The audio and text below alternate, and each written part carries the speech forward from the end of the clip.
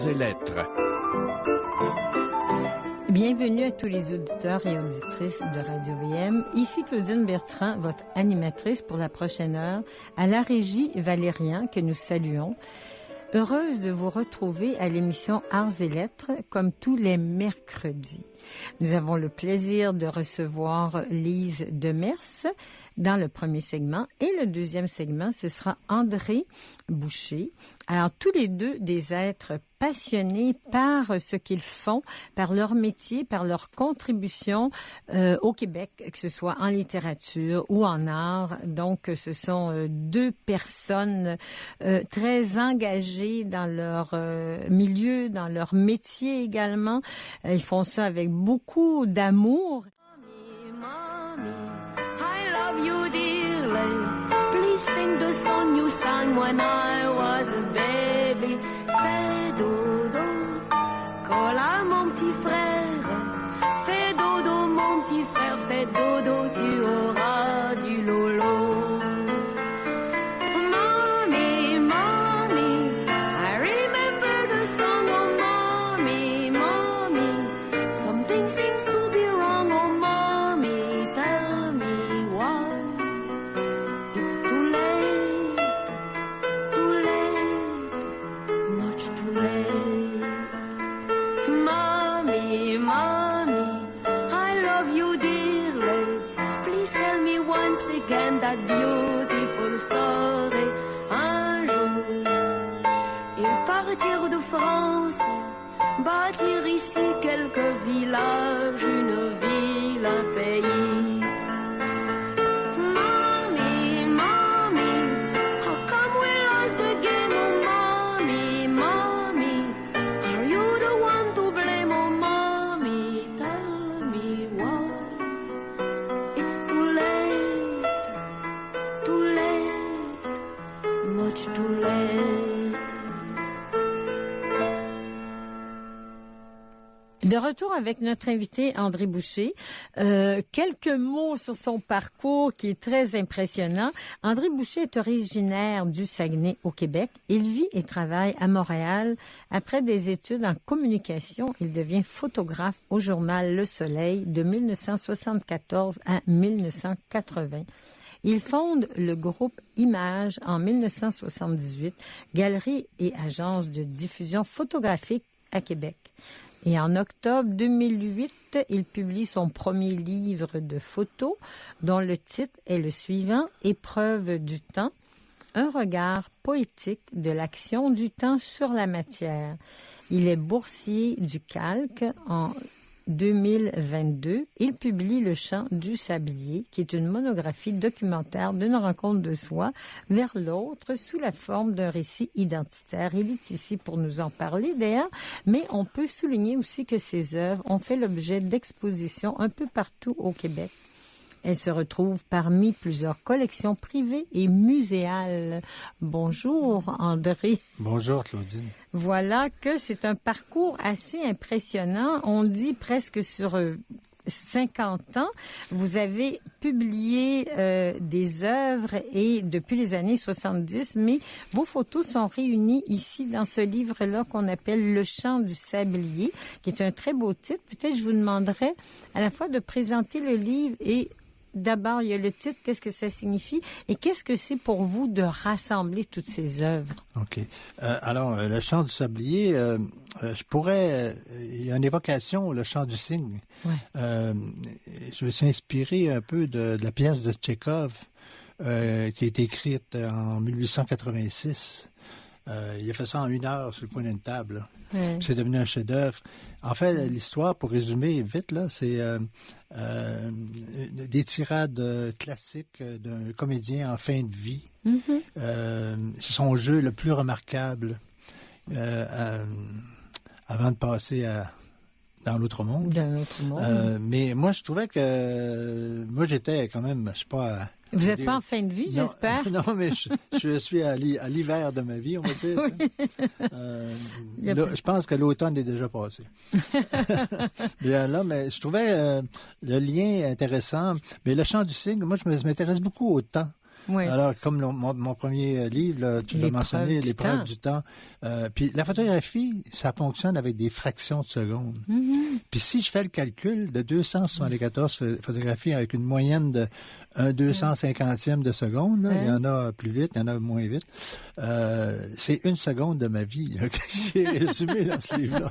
Fait qu'on est peu de choses, mais en même temps, la mer, pour en connaître le goût, comme disait Solzhenitsyn, il ne suffit que d'une gorgée. On sait qu'elle est salée. Mais pour résumer un peu, le livre, c'est une collection de 274 photographies, documentaires bien sûr, noir et blanc. Là, on n'est pas dans l'abstraction comme dans mon premier livre, on est dans la réalité, là, le réalisme social qu'on appelle, du Québec et d'ailleurs, qui raconte dans le double sillon d'une recherche identitaire collective et personnelle. Oui. Fait qu'un aspect personnel dans mes photos, des fois que je me garde un petit Jane, là, mais il y a le collectif aussi en parallèle. Le récit intemporel et universel d'une quête de sens, d'une rencontre de soi vers l'autre. Une rencontre de soi. Oui, vers parce que l'autre. j'ai appris à me connaître en me questionnant sur l'autre. C'est à chaque fois que je faisais une photo, d'ailleurs, mon processus de création est assez... il est complexe pour quelqu'un qui n'est pas habitué avec ma façon de photographier. Là. La caméra aussi, mais disons que moi, je fais le vide. Tu sais, quand j'entreprends de photographier, je me mets dans un état de disponibilité qui fait que il y a une liberté qui s'installe. Puis, en fait, j'essaie de photographier le Dieu du lieu, là, tu sais, c'est-à-dire l'essentiel du moment présent. D'ailleurs, je trouve ça beau de dire que une photographie réussie, c'est un cadeau, c'est un présent. Le moment présent, l'instant privilégié, ce que Cartier-Bresson appelait, le grand photographe, là, Cartier-Bresson, appelait le moment décisif. Oui. Moi, je suis imprégné de cette philosophie-là. Tu sais, je viens de cette école-là. Oui. C'est des grands photographes de l'âge d'or de la photographie de presse, là, à partir des années 30, 40, 50. Oui. Vous avez raison. On dit qu'une image vaut 1000 mots. Et vous-même, après avoir lu tout ce qui a été écrit sur vous, vous avez dit à quelque endroit que on ne peut pas interpréter, vous voulez pas non plus qu'on interprète une photo, vous laissez chacun lire ce qu'il voit, ce qu'il entend, comme vous dites, un peu le moment présent. Comment ça résonne en lui? C'est un peu ça. C'est comme un récit que vous avez fait, mais vous aimez pas expliquer une photo, c'est ça? C'est-à-dire qu'il faut les mettre en place quand même. Oui. C'est ça la difficulté. Là, parce en perspective. En perspective, c'est ça. Pour construire un récit. Je voulais pas faire un catalogue. Non. Je voulais pas faire une collection de belles photos comme ça. Là, non, vous voulez pas faire chronologique d'aujourd'hui. J'en ai jamais vu de livre de photos avec une thématique qui suit un récit du début à la fin. Identitaire. Mais il y a tellement de choses à dire par rapport à ça. Oui, mais j'ai vu de toute façon que le fil conducteur, c'est très organique. Vous avez un fil conducteur et vous vouliez, disons, je pense que vous avez été bien inspiré par la théorie de Jung. Et vous suivez des moments comme ça, comme le petit être, comme on pourrait dire la naissance, l'adolescence, personne adulte et ensuite le sage. Et vous avez comme divisé ça en parties. Et j'aimerais peut-être vous nous disiez la première image qui est très significative. Et pour vous, vous avez développé plusieurs significations, comme qui serait le moteur du livre, et qui est cette pierre-là, cette roche immense. Vous pouvez nous en parler un peu? C'est un bloc erratique. Photographié au nord de Chicoutimi, parce que je viens du Saguenay. J'allais souvent à la pêche. Mes premières photos, enfin, j'ai fait quand j'ai eu mon appareil Leica. On s'était rendu à cet endroit-là. On cherchait un lac qui n'avait pas de nom. On avait vu ça sur des cartes du ministère des Terres et Forêts. Il y avait des numéros. Puis là, je me dis, on va aller pêcher là. Puis c'était en dehors des chemins. Il fallait marcher dans le bois, sur le bord d'un petit chemin de sable, de gravel. Puis il fallait marcher environ 2-3 kilomètres. Là. On savait qu'on allait arriver à un lac. Puis je voulais l'appeler le lac André. Tu sais. Pourquoi pas? Puis là, en marchant vers ce lac-là, il y avait une petite clairière. puis là, j'ai vu cette roche-là immense, comme un œuf déposé comme ça, comme l'œuf de Colomb, là, tu sais. Puis là, je l'ai photographié, mais j'ai pas compris c'était quoi cette roche-là. Puis j'ai un ami géologue, plusieurs années après, je lui ai demandé qu'est-ce que c'est cette roche-là. Il y avait rien d'autre que cette roche-là. Tu sais. Ah, c'est un bloc erratique, c'est-à-dire que après la déglaciation, la période glaciaire, là, à la fonte des glaciers, c'était entraîné, cette roche-là, elle vient d'un autre territoire. Elle était déposée erratiquement sur le territoire. Oui. Alors, mais il y a tellement de significations. C'est nous, les Québécois, on vient d'ailleurs, on était déposés au Québec. Tu sais. Vous aussi, vous parlez de l'abandon, c'est comme ça, on se trouve abandonné. Et disons, c'est plein de significations. Ça exprime la naissance aussi. Oui. Ça exprime surtout le soi profond, l'âme primitive. De Jung. De Jung, c'est ça. Voilà. Alors, je pars avec ça, puis tout de suite après, la deuxième photo, c'est la photo de mon fils. La naissance de mon fils, il est encore à moitié dans la matrice de la mère. L'état de fœtus. Pris à travers un miroir, Alice au Pays des Merveilles. Oui. Et je vois, il y a une partie très importante du livre qui suit, disons, ces photos-là. Beaucoup, disons, des photos d'enfants. Oui. C'est le bloc le plus important. Bon, je vois, oui. Ouais. Donc, il y a aussi peut-être toute cette naissance et cette vie qui est en train d'émerger. C'est l'enfant intérieur. Oui. Que tous les artistes recherchent. L'enfant intérieur. Ouais. Et ensuite, oui, donc, vous les voyez dans le jeu, dans différentes situations. Et j'ai remarqué que dans ce très beau livre-là, Le Chant du Sablier, il y a beaucoup de mouvements. Comme quoi, chaque photo est comme un mouvement. Vous avez saisi, comme on dit, le vif de la situation. Je ne sais pas quel œil vous avez. Un œil magique? Quand je fais j'essaie de transposer le vivant, le spontané. Ouais. Parce que les gens ils savent pas qu'ils vont être photographiés la plupart du temps. Puis là, on a un problème avec le droit à l'image aujourd'hui, là, depuis 1998, à la Cour suprême. Il faut demander la permission à quelqu'un pour la photographier. Mais moi, dans les années 70, ça n'existait pas, cette loi-là. Fait que je pourrais pas faire le livre que j'ai fait maintenant, aujourd'hui. Non, c'est vrai. Puis tu regarderas les photos que j'ai faites après 98, là, on voit pas les gens, sont de dos, sont tout petits, tu sais.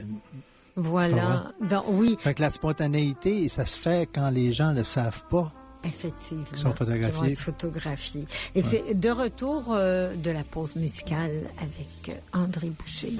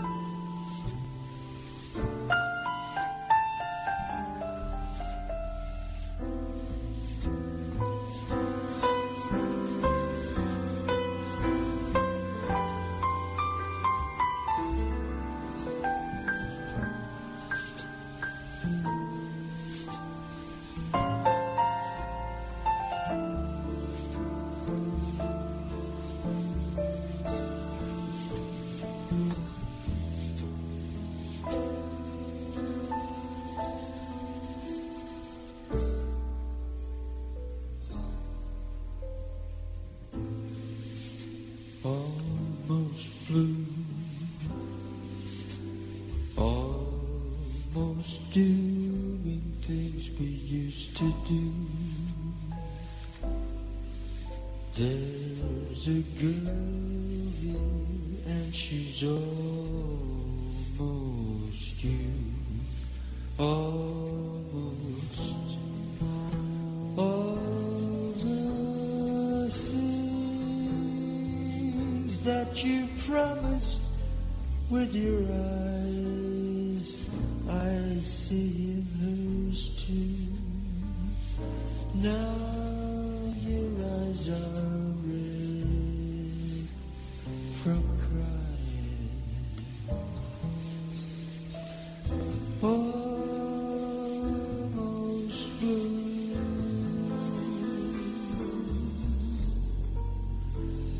Flirting with this disaster became me.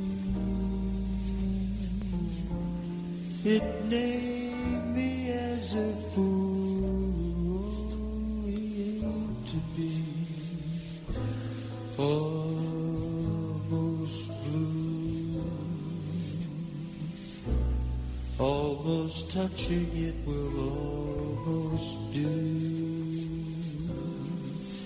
There's a part of me that's always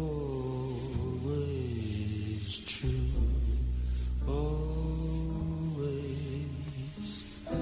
All the things that you promised with your eyes, I see in yours too. Now eyes are red from crying. Almost you, almost me, almost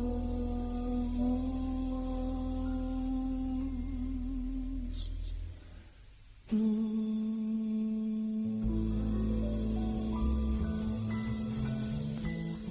De retour avec André Boucher, évidemment, c'est un livre qui est colossal, que je vous recommande, et je voudrais souligner une postface qui est vraiment une dizaine de pages de... 20 pages. Pardon, 20 pages, oui. Je l'avais lu, mais déjà, c'est 20 pages.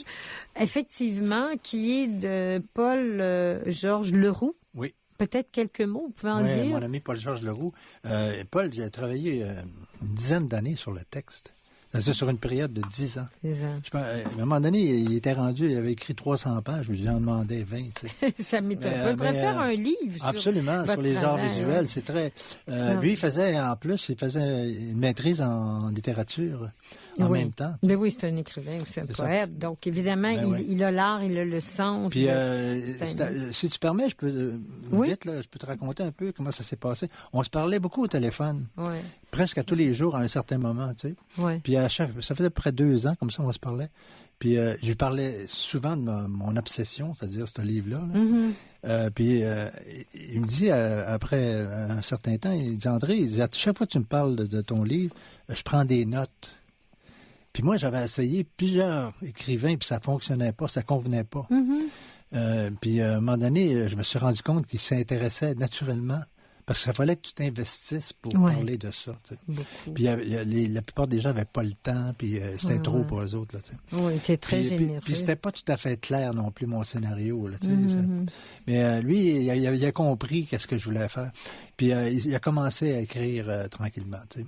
Oui. Puis c'est ça. Fait que, non, c'est vraiment génial. Une mise en perspective. Toutes les références sont là. Non, vraiment. C'est important d'avoir des mots avec ces photos-là. Tu sais, même si moi, je m'exprime pas avec des mots, je m'exprime en images. Mais je suis content de m'être associé avec des gens de lettres parce que, tu sais, Claudine, tu dois savoir, les gens qui font l'histoire, c'est ceux qui tiennent la plume. Hein? Ouais, C'est même si on a des photos historiques, mais c'est rare qu'on va parler des photographes puis des photos. Puis ça, c'est vrai. D'ailleurs, c'est rare qu'on fait un travail comme ça. Là. Ah oui, le travail, je pourrais dire aussi, c'est un format hors de l'ordinaire. Hein. Si les gens ont le livre, on aura l'occasion tout à l'heure. Ça va faire histoire dans l'histoire de la photographie au Québec, là, ce livre-là. Exactement. Ensuite... Ah oui, puis la préface. Ah oui. Ça m'a été offert naturellement par Virginie Francoeur et Lucien Francoeur. Ils ont écrit ensemble la préface. Père et fille, poétique de l'œil. Je l'avais déjà approché, Lucien, il y a plusieurs années, là, même avant Paul Georges, puis il m'a offert ça. Tu sais. Donc, de beaux cadeaux. Maintenant, est-ce qu'il y a... Puis il y a aussi Nicole, je dois mentionner Nicole Lisotte, qui a fait la mise en place là, de ce projet-là. Moi, j'avais fait la conception, là, mais tout le design graphique, tout ça, l'attention qu'elle a portée aux détails, là, elle s'est investie beaucoup, Nicole, depuis le début. On se connaît depuis 40 ans. Tu sais. Ah, c'est formidable. Puis elle était au courant de mon projet. Tu sais. Donc, ensuite, si on revient le projet lui-même, évidemment, ces photos-là vivent à travers vous, vibrent également, c'est plein d'actualités, de même retour à l'histoire, la question d'identité. On a parlé des photos d'enfants et je voudrais qu'au moins on termine ce chapitre-là parce que vous avez des enfants vietnamiens qui rient à pleines dents sur le chemin de terre et vous avez aussi tout un contraste que vous avez vu. Oui, il y a une référence quand... moi, je ne m'étais pas rendu compte quand j'ai pris la photo. Là. Je m'étais amusé avec des enfants à un moment donné qui transportaient des vaches. Là, puis, en tout cas. Puis à un moment donné, plusieurs années plus tard, il y a des gens que je les montrais à des personnes. Ils m'ont dit ça fait penser à la petite Kim Phuc, c'est des brûlés au napalm. Ouais. Mais ça, c'était en temps de guerre. Mais là, puis c'était le même genre de chemin. Il n'y avait pas d'arbres parce qu'il avait été brûlé au napalm. Puis, mais aujourd'hui, quand je suis allé en 2009, quand j'ai pris cette photo-là, là, on était en temps de paix, puis les gens... Là, mais les rires de ces enfants-là nous rappellent le cri de Kim Phuc. Kim Phuc, on y pense. Oui, forcément. Fait que c'est une image quand même assez révélatrice. Une image forte. Hein? Oui, mais maintenant, j'aimerais qu'on parle également des photos d'une partie que vous avez faite qui s'intéresse aux artistes, aux performeurs, aux conteurs et artistes visuels, artistes engagés, dont Armand Vaillancourt et tant d'autres. Peut-être un mot là-dessus, vous en avez beaucoup. Vous avez Robert Charlebois, ici je vois Raymond Lévesque, il y a Pauline Julien et tous ceux qui ont façonné le Québec finalement. Vous en avez beaucoup. Ici je vois Lucien Francoeur fête ses 70 ans. Vous avez Léonard Cohen. Aussi vous avez Dany Laferrière. Oui, Dany Laferrière, puis Donald McCarlin aussi, que Cartier-Bresson appelait le Goya de la photographie. Oui. Qui faisait des photographies de guerre. J'ai Monique Lirac. Est-ce que vous avez dit... Oui, pourquoi vous avez voulu intégrer, disons, cette section? L'artiste est un homme collectif. C'est à travers lui que s'exprime l'ombre de la collectivité. Puis l'ombre, tu sais, c'est le processus d'individuation, en réalité, c'est un regard de soi, de son ombre. Parce qu'à Jung, je me souviens, j'avais lu quelque part, il disait, si on refuse de regarder l'ombre qui nous habite, on devient hostile envers les autres. On pointe du doigt au lieu de se regarder. Puis je trouve ça, c'est une démarche. C'est une démarche, c'est ça. Tout à fait. Vous avez Antoine Désilet, le père de la photographie de presse au Québec. Ouais. On a mis Antoine, qui est décédé malheureusement, mais un être exceptionnel.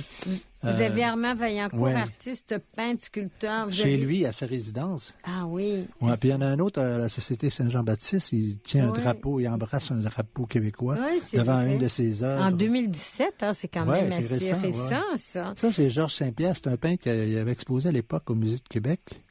Puis je l'avais rencontré, puis j'avais pris cette photo-là. Puis après, j'avais vu ses autoportraits, puis c'était exactement... il était devant un mur de briques, comme ça. Tu sais, quand même, il y a des choses... Oui, qui sont... René Lévesque, à un moment donné, avec les artistes, l'appui des artistes pour le oui au référendum en 80, là, il se cache derrière... Oui. il se cache derrière... Oui, vous avez Claude Léveillé, Yvon Deschamps, Ferland, Vigneault, Robert Charlebois, Fête nationale en 67. Il se cache derrière, c'est ça? Oui, ben ça veut dire, tu sais, dans le fond, les artistes chantaient le pays, ils étaient très politisés, les artistes à l'époque. Hein? Oui, oui, tout à fait, tout à fait. Puis il y avait moins de clowns, là, tu sais, aussi. Oui, tout à fait.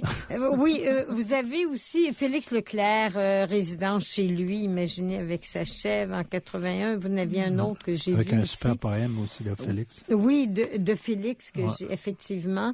Ensuite, vous avez, avant de terminer, il y a la figure symbolique, évidemment, de René Lévesque. Ouais. Vous avez fait plusieurs... Là, on tombe dans le thème de l'orateur, oui. le troisième thème du processus, là, oui. qui est la parole qui libère. Oui. Puis, quoi de mieux que René Lévesque pour incarner l'orateur? Tout à fait. Puis, c'est un être authentique, honnête et intelligent. Et il a mis tellement la barre haute qu'on passe tout en dessous de la barre. Fait que c'est difficile de... René, d'ailleurs, on le fête cette année, là. Oui, vous êtes allé au musée de la civilisation à Québec. Il y avait de très belles photos que vous avez. Oui. En fait, j'ai eu mon lancement de livre là-bas, une semaine après l'ouverture de la grande exposition René et Lévesque. Puis je participe à cette exposition pour 1 an. Là. Ils projettent mes photos de René Lévesque. Ah oui. Dans l'exposition, oui, c'est ça. Oui. Ici, je vois aussi un autre Félix Leclerc à sa résidence. Ah, ça, c'est intéressant. Oui, peut-être, en terminant, un dernier mot, vous voulez nous dire là-dessus, votre rencontre. Oui, ma rencontre, j'ai demandé d'être seul avec lui, chez lui. D'accord. Puis, en tout cas, ça a été compliqué, là, mais finalement... Au bout de 3 jours, 3 nuits, d'attente, on vous a téléphoné. C'est ça, son agent m'a téléphoné, il dit « OK, t'attends chez lui ». J'ai passé un après-midi avec, puis là, il m'a demandé, il dit « Pourquoi t'es venu me voir? » Là, j'étais comme un peu... je lui dis, spontanément comme ça, je voulais avoir la bénédiction du patriarche. Puis, et il était avec ses amis, c'était qui ses amis? Là, il m'a présenté ses animaux, là, il y avait juste des animaux. Puis devant la moutonne, la fameuse photographie, puis il dit, il y avait une clôture, puis le mouton, il se regardait, puis il me dit, j'ai de la misère avec elle en ce temps-ci. Il dit, j'ai beau y ouvrir l'enclos, elle veut pas sortir. Tu sais, c'est très symbolique par rapport, on pense au Yvette, c'était en 81, mais en 80, pour le référendum, Lise Payette avait fait une histoire là-dessus, en tout cas. Bon. Alors, évidemment, puis aussi, il y a souvent l'esprit de mouton. Comme on dit, les Québécois, c'est des moutons, mais maintenant, on l'est plus. On l'est de moins en moins et on s'est éloigné du mouton, de la mouton. Mais je m'en voudrais de pas souligner un événement qui va être très, très important. Disons, le livre dont on vient de parler, votre monographie, Le chant du sablier. Je voudrais le chanter sur tous les tons. Chant à la librairie du Square Outremont, mardi le 7 février à 18h. Un événement à ne pas manquer. Vous serez là, vous allez signer des exemplaires. Et votre livre, évidemment, en dehors de ce grand événement, pour le public qui pourra peut-être pas venir souligner cet événement, est-ce qu'on peut retrouver où ce livre-là? Sur mon site web. andréboucher.com. Donc, on saura tout. On peut visiter très facile, toutes ces photos. Livré entre 1 jour et 3 jours.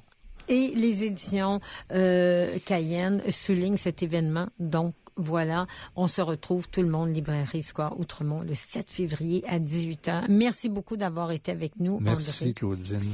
Et votre œuvre, vous allez faire un autre livre. Il reste encore beaucoup de matériel, mais évidemment, c'est tout un travail de rassembler cette monographie. Félicitations encore. Merci d'avoir été avec nous.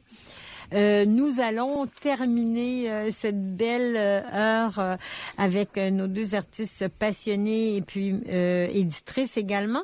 Donc, chers auditeurs, chères auditrices, revenez-nous la semaine prochaine, même heure, même poste. D'ici là, je vous souhaite une excellente semaine. Au micro, Claudine Bertrand, à la régie, Valérian. À la semaine prochaine. Tu me demandes qui je suis. Je suis de n'importe où.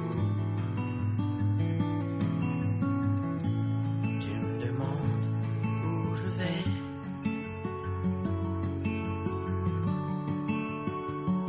Je vais très bien. La question idiote, réponse idiote, apprends la leçon. Tu me demandes combien je fais.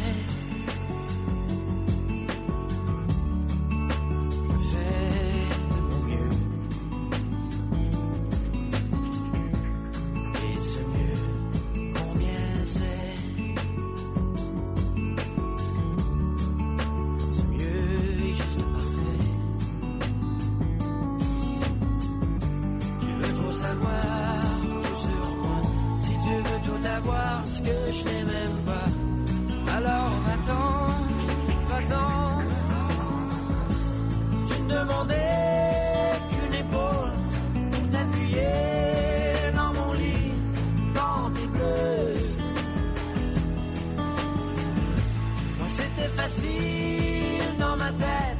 Je pouvais dormir et peut-être rêver mieux. Rêver mieux.